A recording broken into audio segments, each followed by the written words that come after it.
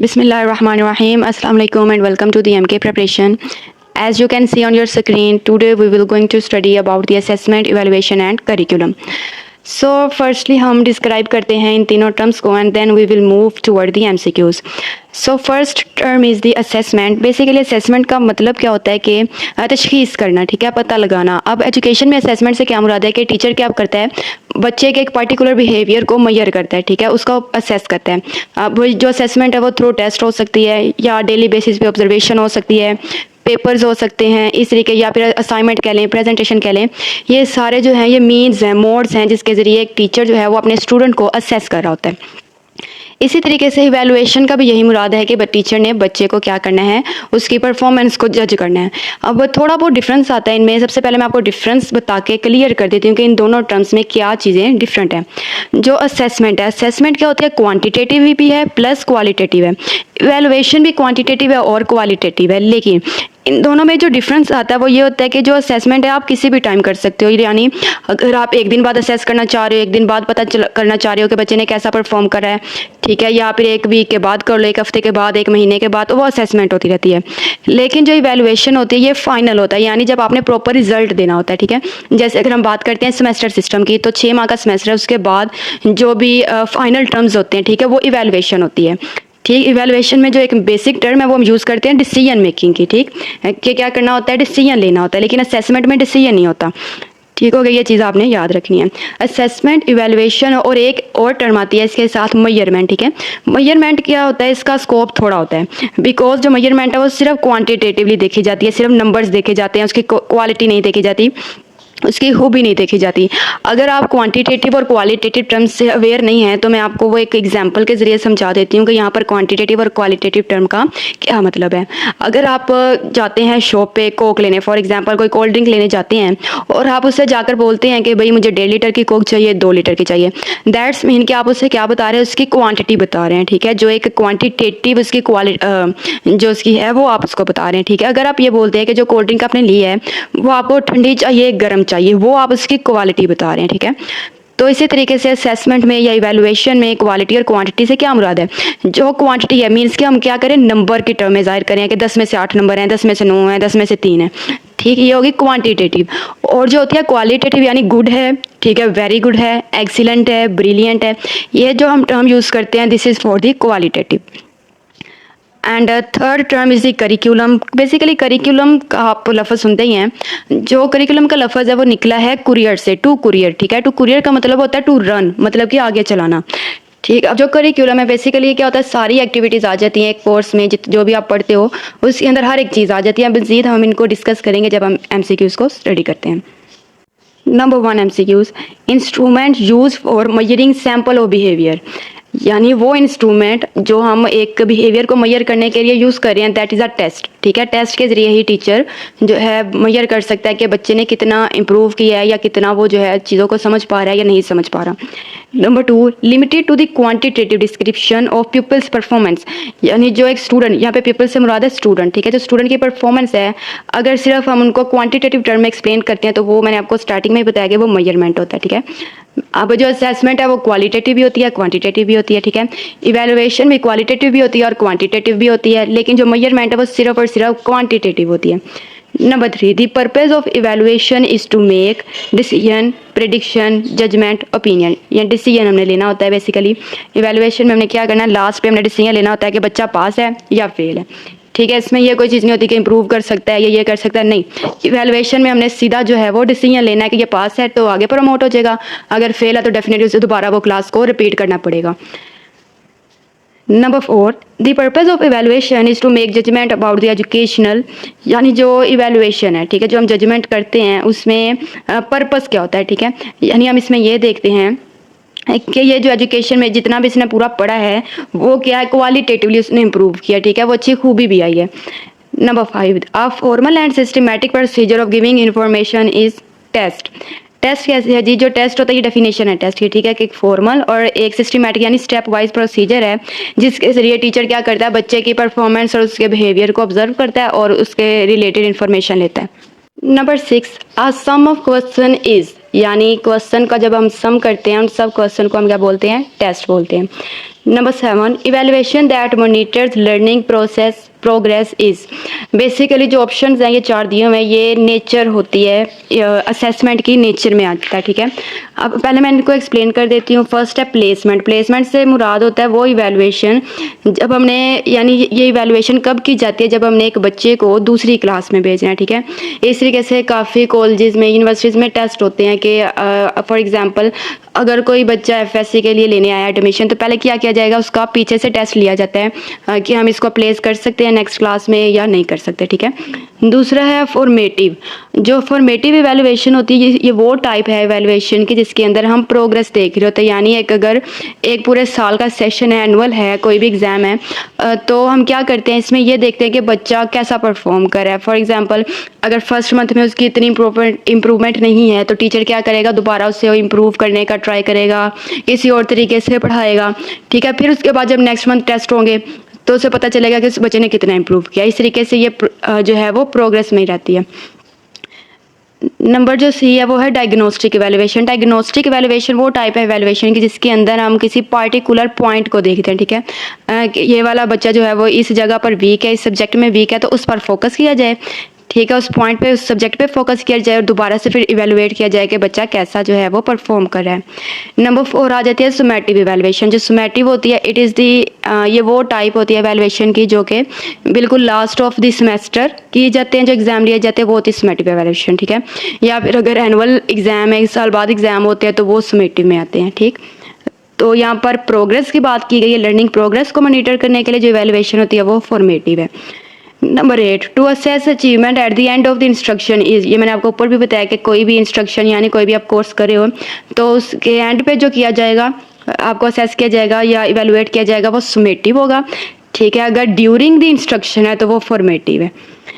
Number 9, vast of all in scope, यानी इन चारों में से सबसे ज़्यादा स्कोप किसका है, तो वो इवेलुएशन का है। किस तरीके से, बेसिकली जो इवेलुएशन है last and of the semester या एंड ऑफ द इंस्ट्रक्शन होती है। ठीक है, यानी इवेलुएशन में मैंने आपको ये भी बताया था कि इसमें हम क्या करते हैं, डिसीजन मेकिंग करते हैं कि ये बच्चा पास है या फेल है। जाहिर सी बात है बाकी सब चीज़ों में इसका ज़्यादा स्कोप है कि जब इवेलुएशन होगी तभी पता चलेगा बच्चे को आगे क्लास में जाना चाहिए या नहीं। Number 10, the least in scope, जो सबसे जिसका कम स्कोप है वो है test. Number 11, broader in meaning is, ये ऑप्शंस क्या है इसमें, aims, objective, instructional objective, specific objective. तो मैं पहले आपको जो है वो इनको एक्सप्लेन कर देती हूँ। फर्स्ट है एम। एम जो होता है वो नेशनल और इंटरनेशनल लेवल पे आ जाता है। ठीक है, जो ऑब्जेक्टिव होते हैं वो क्लासरूम लेवल पे आ जाते हैं, भले ही वो अब इंस्ट्रक्शनल ऑब्जेक्टिव हो या स्पेसिफिक ऑब्जेक्टिव हो। ठीक है, ये दोनों जो है वो टाइप ही है ना ऑब्जेक्टिव की, लेकिन जो एम है वो ब्रॉडर होता है मीनिंग में, यानी बहुत ज़्यादा वास्ट होता है। नेशनल लेवल पे जो भी हमने एक चीज़ को अचीव करना है, जो पॉइंट को अचीव करना है, वो आ जाता है aim. Number 12, in norm reference test the comparison is between, okay.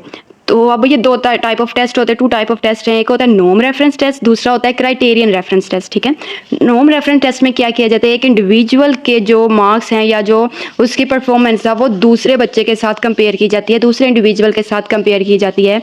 लेकिन जो होता है क्राइटेरियन रेफरेंस टेस्ट, उसमें क्या किया जाता है, टीचर एक क्राइटेरिया सेट करता है। फॉर एग्जाम्पल टीचर ने एक टेस्ट लिया, 30 मार्क्स का था, टीचर ने अब क्राइटेरिया सेट किया कि भाई 30 में से 25 वाला जो है, 25 या 25 से ज़्यादा जिसके नंबर है वो मेरे लिए अच्छा है। ठीक है, यानी कि वो एक क्राइटेरिया उसने सेट कर दिया। अब जो भी स्टूडेंट 25 से बिलो जाएंगे तो डेफिनेटली वो चीज़ क्या होगी, वो तो क्राइटेरिया पे नहीं उतरा बच्चा। ठीक है, तो वो होगी क्राइटेरियन रेफरेंस टेस्ट।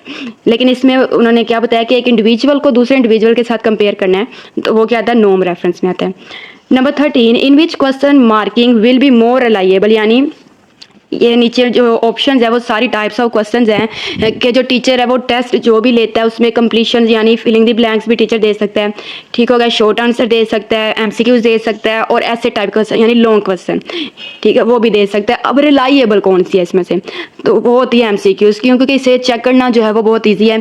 यानी इसमें ये चीज़ नहीं होती, अब हमें पता है कि एक हमने स्टेटमेंट बनाई है तो उसका एक ही आंसर होगा, वही करेक्ट होगा। ठीक है, अब जिस तरीके से अगर ऐसे टाइप क्वेश्चन की हम बात करते हैं तो अगर टीचर ने क्वेश्चन दिया राइट और नोट ऑन ब्रेन पे नोट लिखना। अब टीचर ने ये सेट नहीं किया, ये नहीं बताया कि भाई आपने ब्रेन के अंदर क्या लिखना है।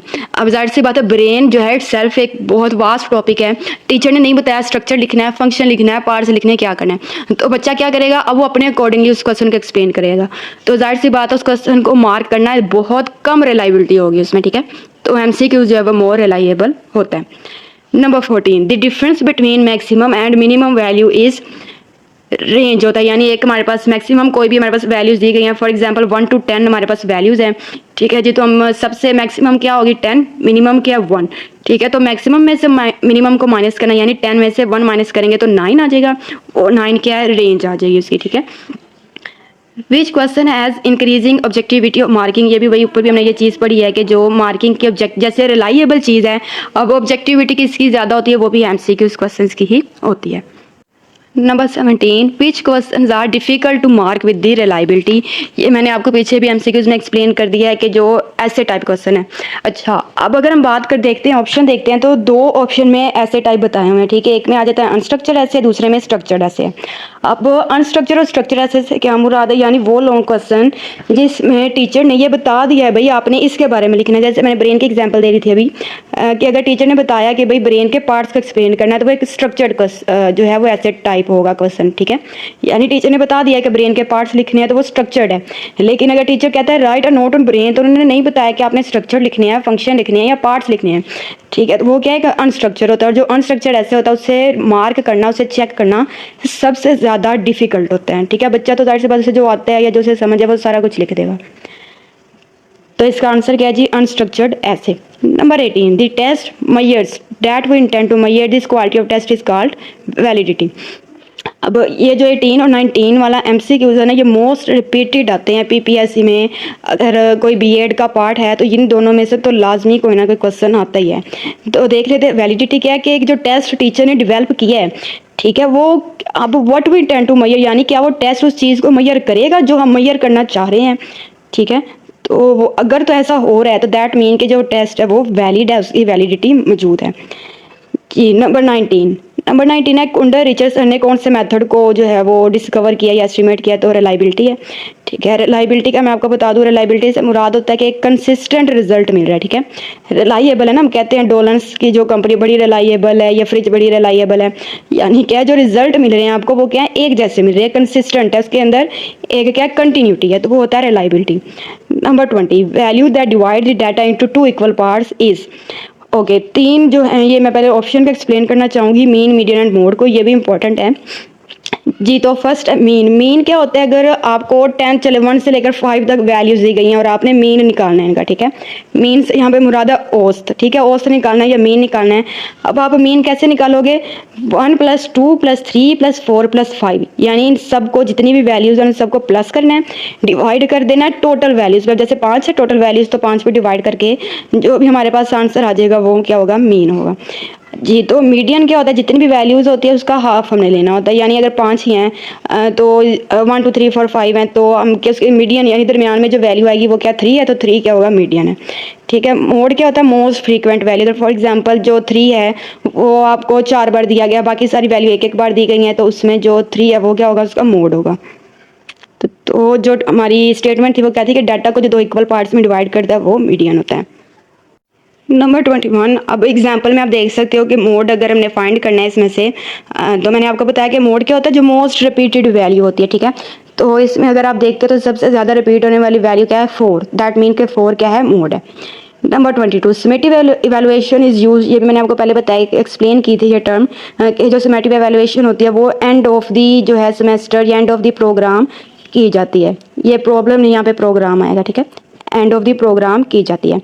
Number 23, the alternative name of the table of specification is, यानी जो टेबल स्पेसिफिकेशन है इसका दूसरा नाम क्या होता है, test blueprint. Number 24, the supply type test item is, यानी सप्लाई यानी वो टेस्ट की टाइप जिसके अंदर हमने क्या करना है, कोई ना कोई जवाब को लिखना होता है, सप्लाई करना होता है, ठीक है। अब ट्रू फॉल्स में तो हमने नहीं सप्लाई करना होता, या तो ट्रू करना है या फॉल्स है, ठीक है। और मैचिंग में भी ऐसा नहीं होता, वो कॉलम्स को बोलते हैं मैचिंग, ठीक है, वो भी हमने सिंपल क्या करने, मैच करने होते हैं। MCQs में भी टिक करना होता है, लेकिन जो कंप्लीशन आइटम है, कंप्लीशन यानी ब्लैंक्स, उसके अंदर हमने क्या करना होता है, कोई ना कोई वर्ड लिखना होता है, तो वो क्या आ जाता है, सप्लाई टाइप टेस्ट आ जाता है।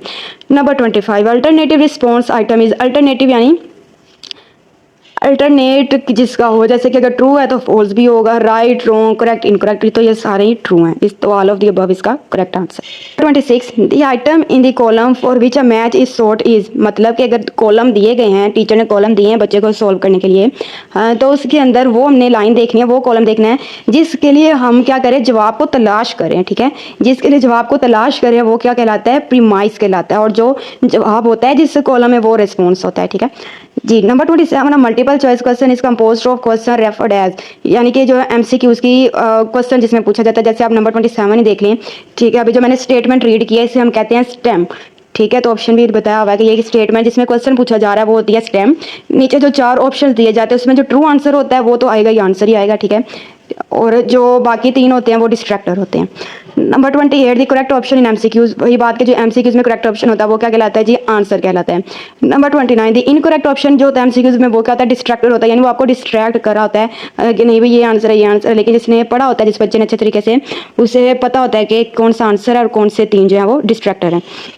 Number 30 the most widely applicable test item is, यानी जो टेस्ट सबसे ज़्यादा यूज़ किया जाता है वो क्या होता है, एमसीक्यूज है। ठीक। नंबर 31 द टाइप ऑफ ऐसे item in which the content are limited is, मतलब कि ऐसे टाइप यानी जो लॉन्ग क्वेश्चन है और उन्होंने ये पूछा है कि जिसके अंदर हमने बहुत शॉर्ट टू द पॉइंट जवाब देना होता है, वो कौन से टाइप होते हैं, वो होता है रिस्ट्रिक्टेड रिस्पॉन्स क्वेश्चन, मतलब कि जो पूछा है सिर्फ उसी का जवाब देना। अगर स्ट्रक्चर ऑफ हार्ट पूछा है तो उन्हें सिर्फ स्ट्रक्चर लिखना है। ठीक है, वो होता है कि यानी टीचर ने क्या कर दिया, रिस्ट्रिक्ट कर दिया है कि उसने बोल दिया आपने बस ये चीज़ लिखनी है। अगर नहीं बताया टीचर ने कि अब नोट दे दिया हार्ट पे या इस तरीके का कोई दे दिया क्वेश्चन, तो वो एक्सटेंडेड रिस्पॉन्स आता है, यानी जो आप चाहें, जो आपको आता है उसके रिलेटेड आप लिख सकते हैं। Number 32 the ability to select, organise, integrate and evaluate ideas is demonstrated by, यानी ऐसा क्वेश्चन जिसके अंदर जो स्टूडेंट है उसने पहले क्या करना है, सिलेक्ट करना है। फॉर एग्जांपल अगर हार्ट की बात कर लेते हैं, दैट टीचर ने क्वेश्चन दिया right a detail note on the heart, बच्चे ने क्या करना है, पहले वो मार्क्स देखेगा कि भाई ये 5 नंबर का सवाल है, ये 10 नंबर का है। ठीक है, उस लिहाज से वो बच्चा क्या करेगा, सिलेक्ट करेगा, चूज करेगा कि उसने किस चीज़ को एक्सप्लेन करना है, उस चीज़ को ऑर्गेनाइज करेगा कि भाई मैं ये चीज़ें इतने इतने लिखूंगा। ठीक है, इंटीग्रेट यानी इकट्ठा करेगा, और फिर इवेलुएट करेगा अपने आइडियाज़ को कि मैं इस क्वेश्चन में इस तरीके की हेडिंग्स बना के या इस तरीके से क्वेश्चन लिखूंगा। तो ये वाली जो आ जाती है ये होती है extended response question. Number 33 student performance is compared with the clearly defined learning task in, ये मैंने आपको 2 टर्म हमने पहले पढ़ी है, नॉर्म रेफरेंस पढ़ा था और क्राइटेरियन का भी मैंने आपको एक्सप्लेन किया था। ये वही एमसीक्यूज है कि जो क्राइटेरियन रेफरेंस टेस्ट होता है उसमें क्या किया जाता है कि जो टीचर है वो क्या करता है भाई, ये क्राइटेरिया सेट कर देता है कि 20 में से 18 वाला जो है वो पास है, तो वो ये क्या हो जाएगा, क्राइटेरिया हो जाएगा, क्राइटेरियन रेफरेंस टेस्ट होगा वो। Number 34 student performance is compare with other student, यानी अगर एक बच्चे की परफॉर्मेंस को दूसरे के साथ कंपेयर किया जा रहा है तो वो नॉर्म रेफरेंस टेस्ट आ जाता है।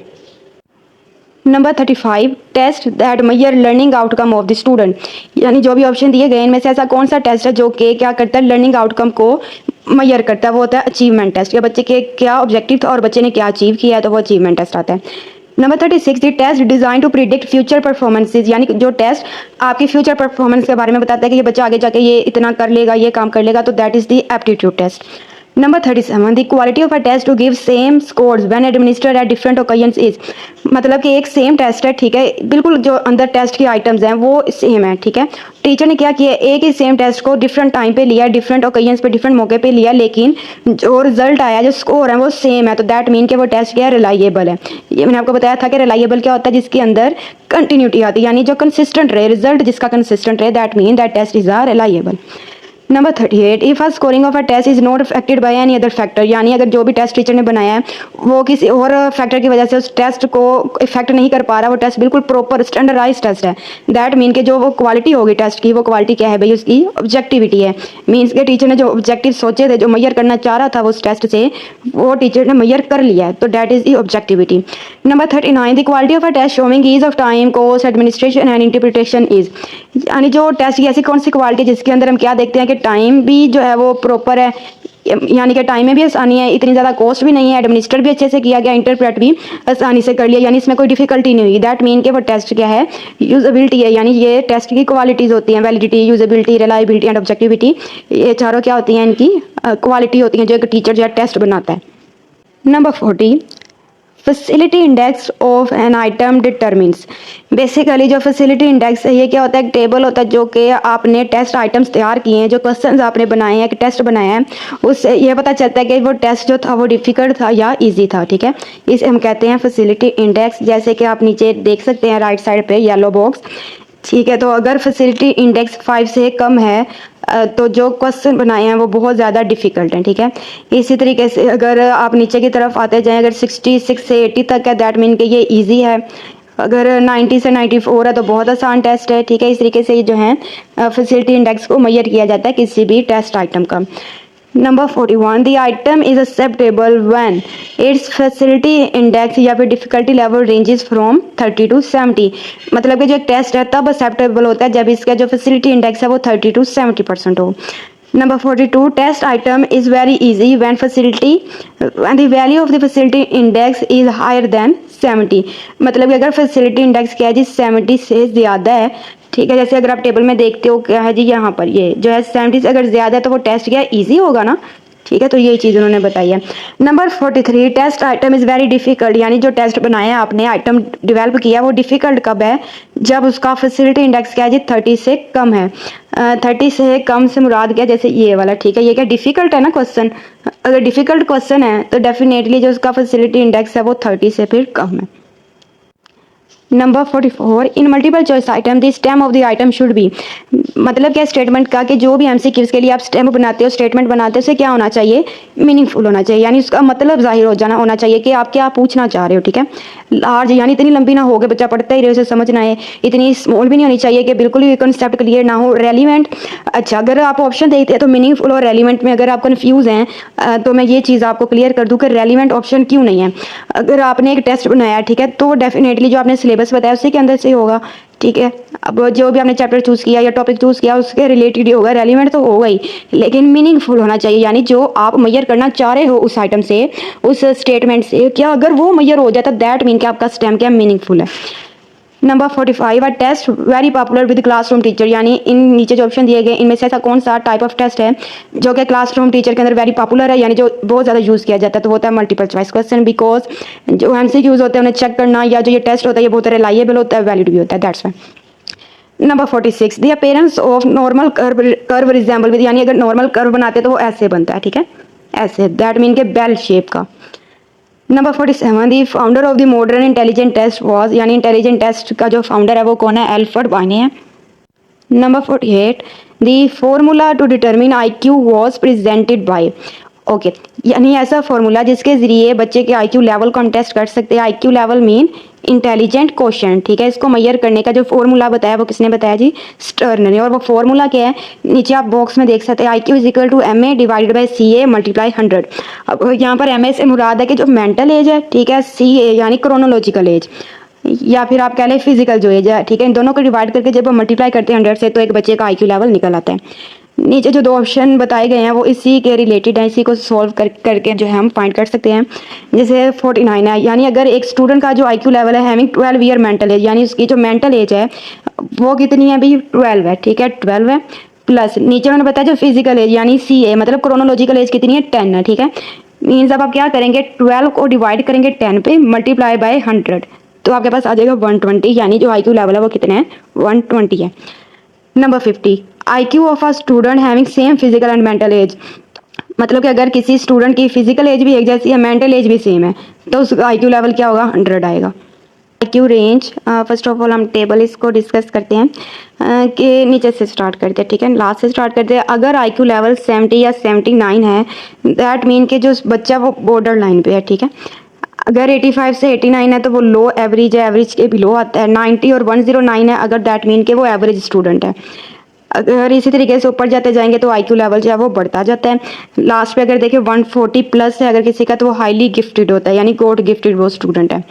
अब ऑप्शन देख लेते हैं 51, the average IQ level range from, जैसे आप इस टेबल में भी देख सकते हो कि जो एक एवरेज स्टूडेंट का IQ लेवल होता है वो कितना होता है जी, 90 to 109। Number 52, the highly gifted student has IQ level, यानी जो हाईली गिफ्टेड या गॉड गिफ्टेड स्टूडेंट है उसका IQ लेवल कितना होता है, 140 plus. Now we will talk about the curriculum. जितने भी हमने पीछे एमसीक्यूज पढ़े हैं वो किसके रिलेटेड थे? असेसमेंट और इवैल्यूएशन के रिलेटेड थे। अभी जो हम पढ़ने वाले वो करिकुलम के रिलेटेड है। तो ऑप्शन देखते हैं number 53, what is a curriculum, यानी करिकुलम क्या होता है? Overall activities of an institution, यानी एक इंस्टीट्यूशन में जितनी भी एक्टिविटीज़ कराई जाती हैं वो सारी की सारी करिकुलम में आती हैं। अब ये मैं आपको यहाँ पे क्लियर कर दूँ कि करिकुलम से मुराद सिर्फ आपकी कोर्स नहीं है कि जो आप बुक्स पढ़े वही सिर्फ नहीं होता करिकुलम, ठीक है, बल्कि उस ऑब्जेक्टिव को या जो बुक्स वगैरह उनको पढ़ने के लिए जितनी भी एक्टिविटीज़ टीचर अरेंज करते हैं वो सारी भी इसके अंदर इंक्लूड होती हैं करिकुलम के अंदर। Number 54, important factor of curriculum is to help to achieve, यानी जो करिकुलम है इसका क्या इंपॉर्टेंस है, यानी जो इसका सबसे इंपॉर्टेंट पॉइंट है वो क्या होता है? ऑब्जेक्टिविटी, यानी जो करिकुलम है जो भी आपके ऑब्जेक्टिव हैं उस पर आपको लगता है कि ये ऑब्जेक्टिव है और वो करिकुलम बता रहा होता है कि अगर आप ये बुक्स या ये वाले टॉपिक पढ़ते हो तो आपके ऑब्जेक्टिव यानी जो SLOs हैं या जो लर्निंग आउटकम्स है वो आपके अचीव हो जाएंगी। Number 55, responsible for the curriculum planning and development in Pakistani is, यानी कि जो करिकुलम प्लान करता है डेवलप करता है पाकिस्तान में वो इसके लिए कौन रिस्पॉन्सिबल होता है? वो करिकुलम विंग है, ठीक है। Number 56, which domain of the objectives is not being evaluated through our present system of examination, यानी जो ऑब्जेक्टिव की डोमेन है 3 टाइप होती हैं इसमें। पहली आ जाती है कोग्निटिव, दूसरी आती है इफेक्टिव और तीसरी आ जाती है साइकोमोटर। जो होती है cognitive that is related to our brain, जो इफेक्टिव डोमेन आती है that is related to our, आप कह सकते हैं इमोशन से रिलेटेड होती है, ठीक है। और जो होती है साइकोमोटर डोमेन वो होती है कि प्रैक्टिकल जो वर्क हम करते हैं। तो जो हमारा प्रेजेंट सिस्टम है एग्जामिनेशन का उसके जरिए हम इन तीनों डोमेन में से किस डोमेन को इवेलुएट नहीं कर सकते? इफेक्टिव को हम नहीं कर सकते, यानी जो भी हमने करिकुलम पढ़ाया, फॉर एग्जाम्पल अगर टीचर ने ईमानदारी का सिला कहानी पढ़ाई है तो वो ये पता तो नहीं अब चला सकता कि भाई ये पढ़ने के बाद वो बच्चा ईमानदार हुआ है कि नहीं हुआ, ठीक है। इस चीज़ को मेजर नहीं किया जा सकता थ्रू आवर प्रेजेंट जो एग्जामिनेशन का सिस्टम है उससे। Number 57, which of the following is the nature of the curriculum, यानी इन ऑप्शन में से जो करिकुलम का नेचर है वो कौन सा है? तो ये सारे हैं, ठीक है। कंजर्टिव भी होता है, क्रिटिकल भी होता है, क्रिएटिव भी है। Number 58, curriculum provides guidance for, यानी जो करिकुलम है वो किन के लिए गाइडेंस प्रोवाइड करता है? स्टूडेंट के लिए, स्कूल के लिए, पेरेंट के लिए या टीचर के लिए? तो वो स्टूडेंट के लिए जो है वो एक गाइडेंस प्रोवाइड करता है obviously. Number 59, syllabus is a part of, यानी जो सिलेबस है वो करिकुलम का पार्ट होता है। बेसिकली जो करिकुलम है ना वो आप ये कह लें कि ओवरऑल टर्म होती है, ठीक है। थ्रू आउट ये ओवरऑल टर्म है और जो सिलेबस है या फिर जो कोर्स आउटलाइन है ये दोनों क्या होती है? पार्ट होती है करिकुलम की। तो सिलेबस क्या होता है? करिकुलम का हिस्सा है।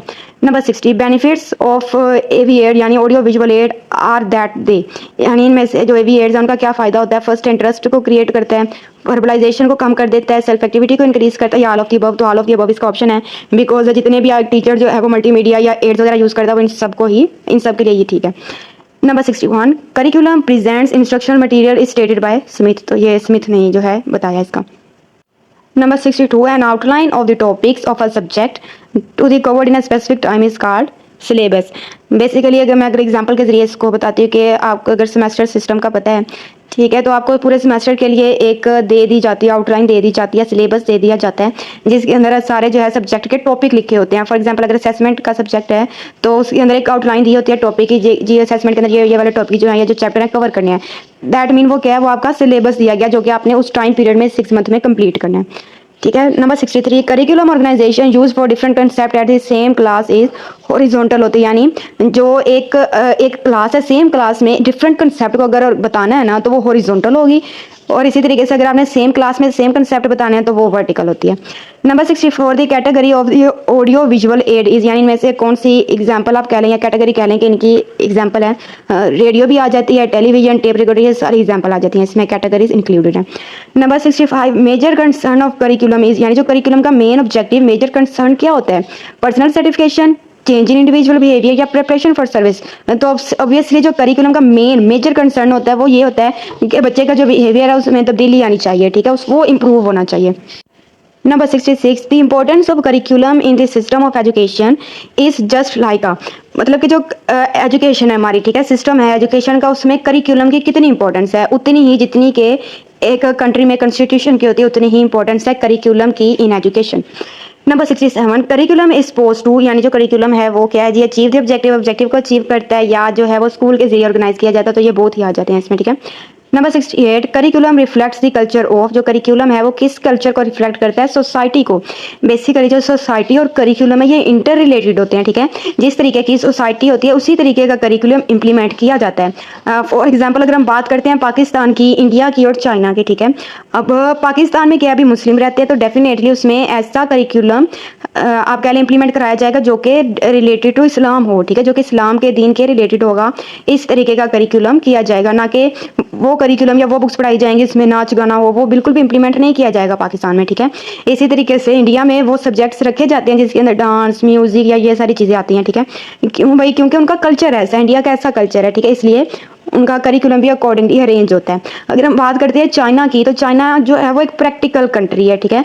तो डेफिनेटली उनका जो सिलेबस है या जो करिकुलम है वो भी अकॉर्डिंगली उनके कल्चर के रिलेटेड ही होता है। तो जो करिकुलम है वो क्या करता है, किसी भी सोसाइटी को रिफ्लेक्ट कर रहा होता है, उसकी अक्कासी कर रहा होता है, ठीक है। नंबर 69 लर्निंग मीन, यानी लर्निंग का मतलब क्या होता है, बिहेवियर में चेंज आना चाहिए कि अगर पहले एक अनपढ़ है और पढ़े लिखे में क्या फ़र्क होता है, कि एजुकेटेड और एक अनएजुकेटेड में कैसे पता चलेगा। ऑब्वियसली उनके बिहेवियर से।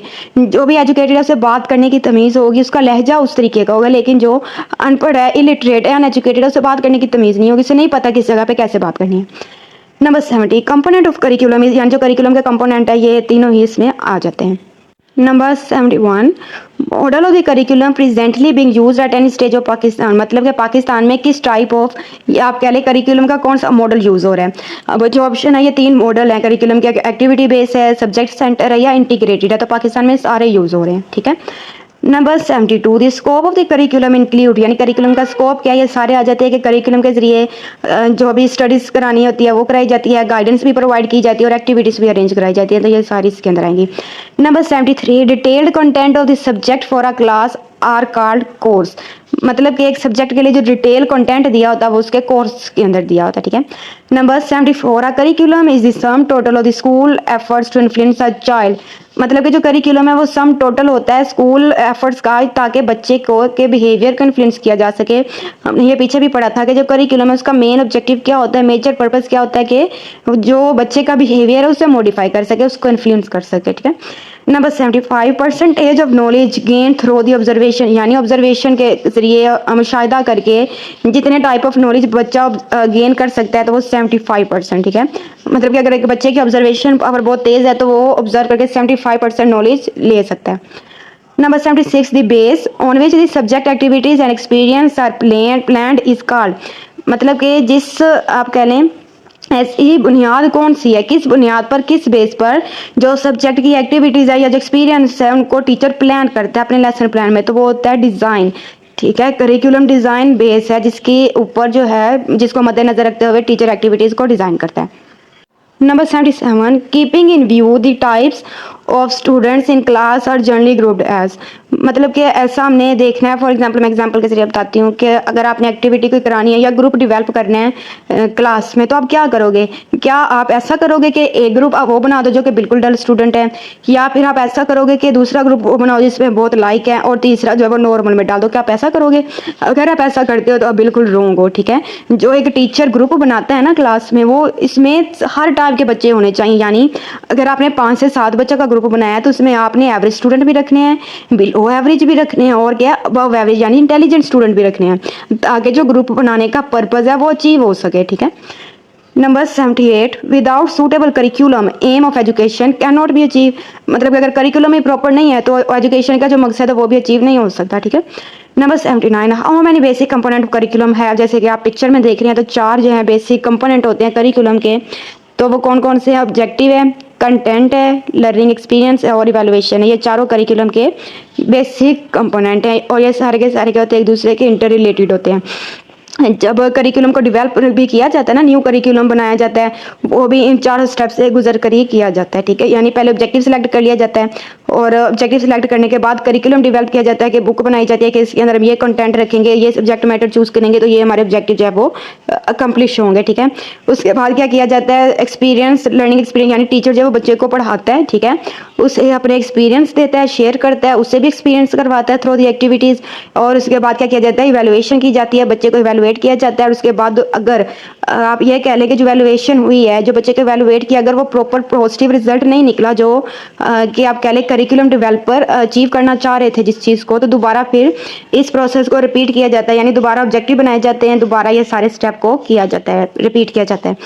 Number 80, curriculum development refer to the total process of curriculum, यानी जो करिकुलम डेवलपमेंट का प्रोसेस है उसके अंदर ये सारी चीज़ें आ जाती है। पहले डिज़ाइन किया जाता है करिकुलम को, ठीक है, फिर उसकी इम्प्लीमेंटेशन कराई जाती है कॉलेजेस में, स्कूल में, यूनिवर्सिटीज़ में, और फिर उसको इवेलुएट किया जाता है, ठीक है।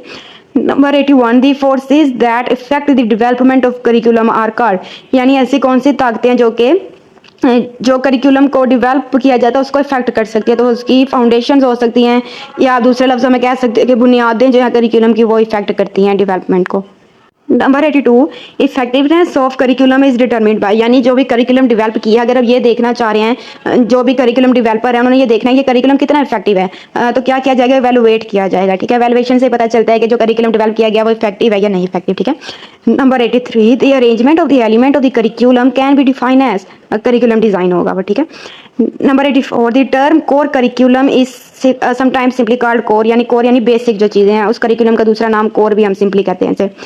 Number 85, the method use to evaluate the curriculum is, यानी ऐसे कौन से इवैल्यूएशन के प्रोसेस हैं जिसके जरिए करिकुलम को इवैल्यूएट किया जा सकता, तो ये सारे हैं, फॉर्मेटिव भी है, समेटिव भी है, डायग्नोस्टिक भी है।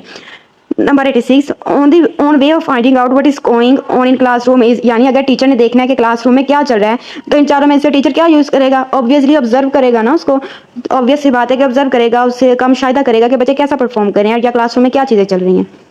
Number 87, subject centre design revolve around, basically ये डिज़ाइन है करिकुलम के, सब्जेक्ट सेंटर हो गया या इस तरीके से टीचर सेंटर भी होता है, स्टूडेंट सेंटर, ये सारे जो है डिज़ाइन होते हैं करिकुलम के। तो उन्होंने ये पूछा कि जो सब्जेक्ट सेंटर डिज़ाइन है वो किस पर ज़्यादा फोकस करता है, कंटेंट के, ठीक है, सब्जेक्ट के ही वो सेंटर यानी अराउंड जो है वो गर्दिश करता है। Number 88, nature of the element of the curriculum and pattern of the organization is curriculum design होता है।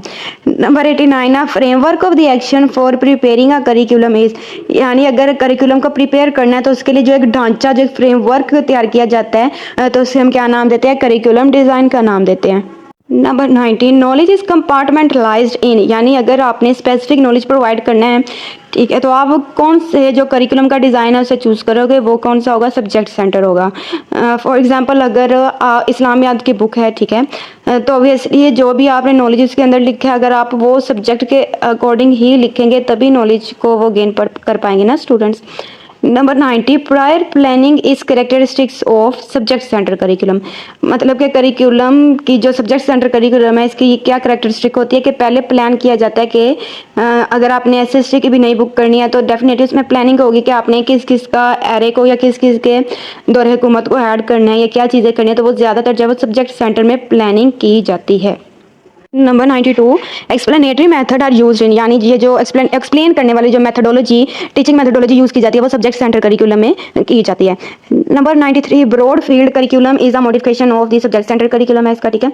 Number 94, rote learning is a demerit of, यानी जो रूट लर्निंग है वो डीमेरिट किसका आता है, सब्जेक्ट सेंटर का आता है, यानी जो उस करिकुलम के अंदर चीज़ दी गई है सब्जेक्ट के सिर्फ रिलेटेड है तो इसमें क्या होगा, सिर्फ उसी के बारे में पढ़ा जाएगा, ठीक है, वो लर्नर सेंटर नहीं होगी कि बच्चा जो पढ़ना चाह रहा है वो नहीं है, ठीक है, एक्टिविटी बेस भी नहीं है, तो वो रूट लर्निंग जो है वो डीमेरिट आता है इसमें इसका जी। Number 95, subject training is less emphasized in, यानी ऐसा कौन सा करिकुलम है जिसके अंदर जो टीचर की ट्रेनिंग है उस पर कम जोर दिया एम्फासाइज किया जाता है, that is the subject center curriculum, यानी अगर टीचर ट्रेनिंग की आप कहते हैं ना कि सबसे ज़्यादा एम्फासाइज किस पे किया जाता है, कौन से करिकुलम में, तो वो होता है टीचर सेंटर करिकुलम, ठीक है।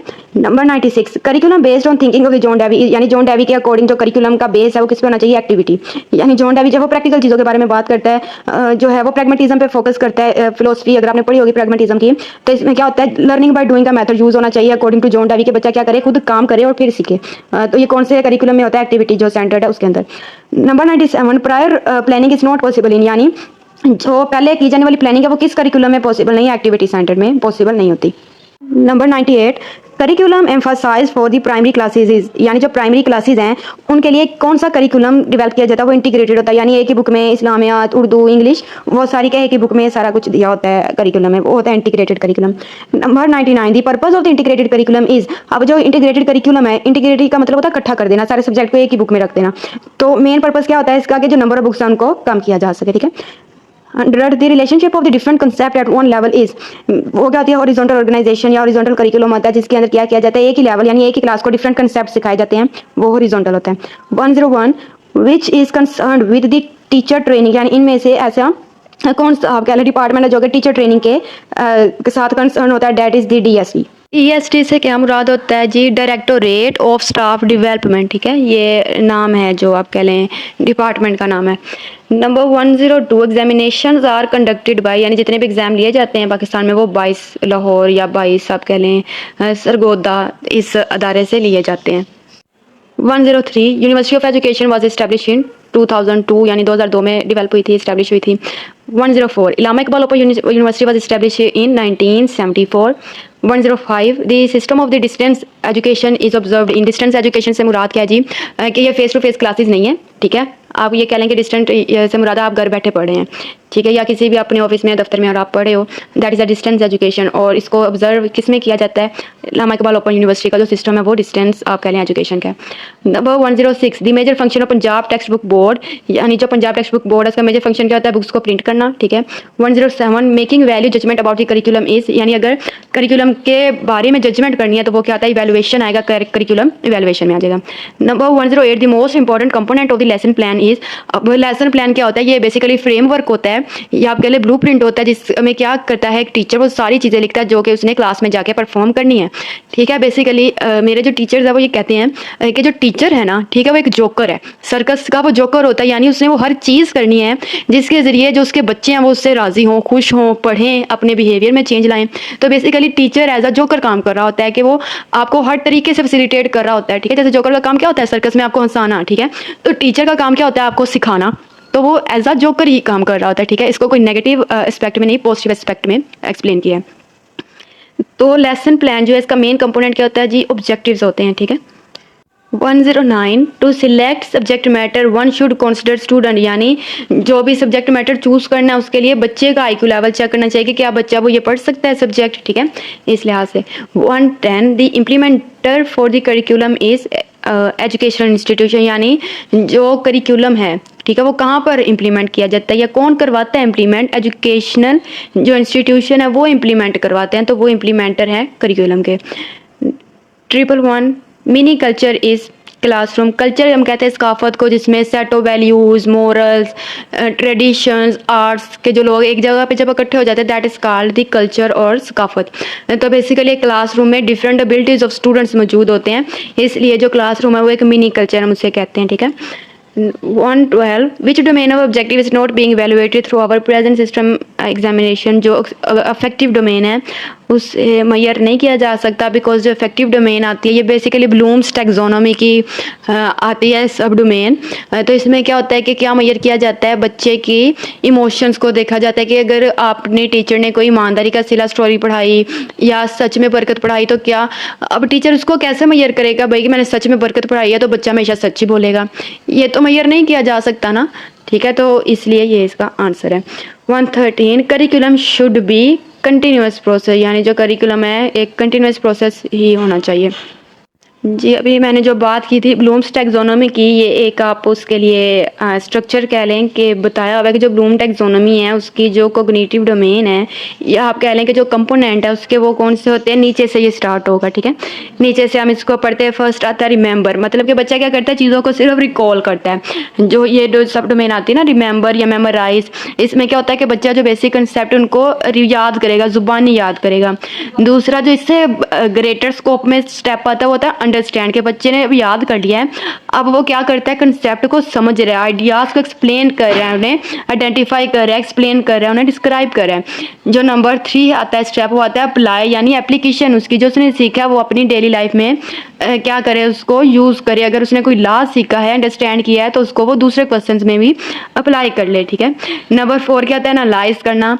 एनालाइज से मुराद क्या होता है कि जो एक स्टूडेंट है वो डिस्टिंग्विश कर सकता है डिफरेंट चीज़ों में, अच्छे तरीके से कनेक्शंस बिल्ड कर सकता है कि इसका ये है ये। अब अगर मैं ये आपको बताऊं फॉर एग्जांपल एक मोबाइल है, ठीक है, उसके डिफरेंट पार्ट्स होते हैं। अगर स्टूडेंट बता पा रहा है कि इस मोबाइल में ये हिस्सा ये काम करेगा, ये हिस्सा ये इसलिए है, दैट मीन कि वो एनालाइज कर पा रहा है, ठीक है। नंबर 5 में क्या आ जाता है इवेलुएट, यानी वो इवेलुएशन यानी खुद डिसीजन ले रहा है। ठीक है। फॉर एग्जांपल अगर कोई पोइट्री ले लें डिफरेंट पोइट्स की, तो अगर बच्चा एक ख़ास टॉपिक के रिलेटेड से ऑब्जर्व कर पा रहा है ना, बता पा रहा है कि भाई अगर ये कोई ख़ास टॉपिक है तो उसके लिए कौन से शेर सही रहेंगे, तो दैट मीन कि वो इवेलुएट कर पा रहा है, चीज़ों को जज कर पा रहा है। ठीक है, लास्ट आ जाता है क्रिएट, और ये हाईएस्ट इन स्कोप होता है कि बच्चा खुद सारा उस चीज़ से आता है, समझ है उसने, ठीक है, अब वो क्या करेगा, खुद क्रिएट करेगा उस चीज़ को कि मैं इसको कैसे आगे लेके जा सकता हूँ। जी, जो हमने ब्लूम टैक्सोनॉमी पढ़े अब उसके रिलेटेड ही एमसीक्यूज हैं। 114 at the knowledge level student will, यानी जो नॉलेज लेवल है, जो फर्स्ट लेवल आता है, नॉलेज लेवल आता है ना, तो उसमें जो स्टूडेंट है वो क्या करेगा, इन्फॉर्मेशन को रिकॉल करेगा, सिर्फ उसे याद करेगा। ठीक है, ये नहीं है वो अभी समझ नहीं पा रहा, वो सिर्फ नॉलेज लेवल में फर्स्ट ये आता है कि बच्चा क्या करता है, चीज़ों को याद कर रहा है, इन्फॉर्मेशन को रिकॉल कर रहा है। 115 which type of question is a sample of evaluation, तो ये सारे ही इसमें ट्रू हैं।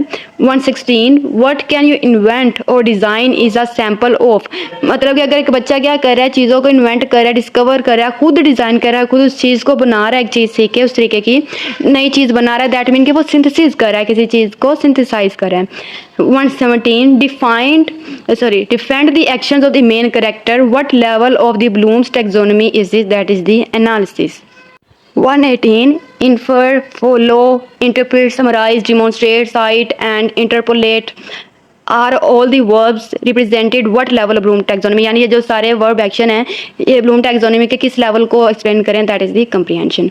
119 if students construct a model to show how something works they are, मतलब अगर स्टूडेंट ये बता पा रहा है कि जो मॉडल है कि ये किस तरीके से वर्क कर रहा है, कैसे अप्लाई हो रहा है, तो दैट मीन वो कौन सी डोमेन होगी अप्लाइंग।